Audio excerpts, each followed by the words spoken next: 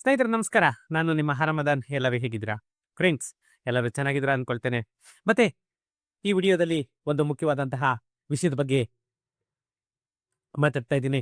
ಏನಂತ ಅಂದ್ರೆ, ಮೊನ್ನೆ ವಿಧಾನ ಪರಿಷತ್ನಲ್ಲಿ ನಮ್ಮ ಮಾನ್ಯ ಕಂದಾಯ ಸಚಿವರಾದಂತಹ ಮಾನ್ಯ ಕೃಷ್ಣ ಬೈರೇಗೌಡರು ನಮ್ಮ ಈ ಖಾತಾ ಬಗ್ಗೆ MLA ಶಾಸಕರೊಬ್ರು ಕೇಳಿದಂತಹ ಕ್ವಶನ್ಗೆ ಅವರು ಎಷ್ಟು ಸಂಕ್ಷಿಪ್ತವಾಗಿ ಮತ್ತೆ ವಿವರವಾಗಿ ಉತ್ತರಿಸಿದ್ದಾರೆ ಅಂತ ಹೇಳ್ಬಿಟ್ಟು ನೀವು ಈ ವಿಡಿಯೋದಲ್ಲಿ ನೋಡ್ಬೋದು.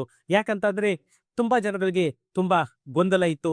ಅದ್ರ ಬಗ್ಗೆನೇನೆ ಆ ಗೊಂದಲಕ್ಕೆ ಒಂದು ಉತ್ತರ ಈ ವಿಡಿಯೋದಲ್ಲಿದೆ. ಎಲ್ಲರೂ ಕೂಡ ವಿಡಿಯೋನ ಕೊನೆವರೆಗೂ ನೋಡಿ. ಯಾಕಂದ್ರೆ ಇಲ್ಲಿ ನಿಮ್ಗೆ ತುಂಬಾ ತುಂಬಾ ಮುಖ್ಯವಾದಂತಹ ಒಂದು ಪ್ರಶ್ನೆಗೆ ಉತ್ತರ ಈ ವಿಡಿಯೋದಲ್ಲಿ ಸಿಗುತ್ತೆ. ಎಲ್ಲ ಯಾನ್ ಕೂಡ ಸ್ಕಿಪ್ ಮಾಡದೆ ವಿಡಿಯೋನ ಕೊನೆವರೆಗೂ ನೋಡಿ. ಉತ್ತರ ಬಹಳ ದೀರ್ಘ ಇದೆ, ಆದರೆ ದೀರ್ಘವಾಗಿ ಹೇಳಕ್ ಹೋಗದೆ ಸಂಕ್ಷಿಪ್ತವಾಗಿ ಹೇಳ್ತೇನೆ.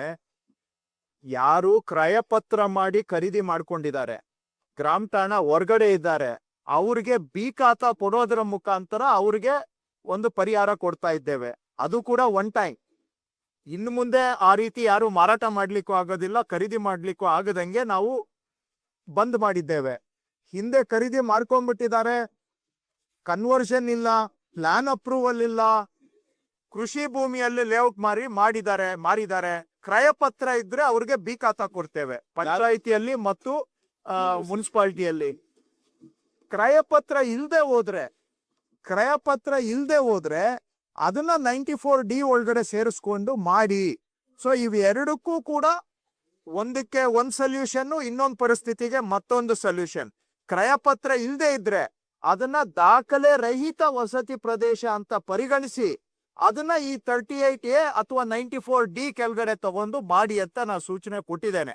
ಇದನ್ನ ಎಲ್ಲೆಲ್ಲಿ ಶಾಸಕರುಗಳು, ನಾನು ಪದೇ ಶಾಸಕರು ಒತ್ತುತ್ತಾ ಇದ್ದೀನಿ ಅಂತ ದಯವಿಟ್ಟು ಬೇಜಾರು ಮಾಡ್ಕೋಬೇಡಿ.